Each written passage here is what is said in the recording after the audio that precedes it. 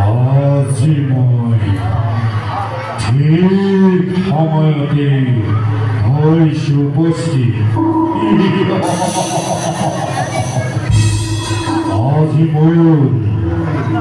আজি মোৰ কাম সমাধান হ'ব।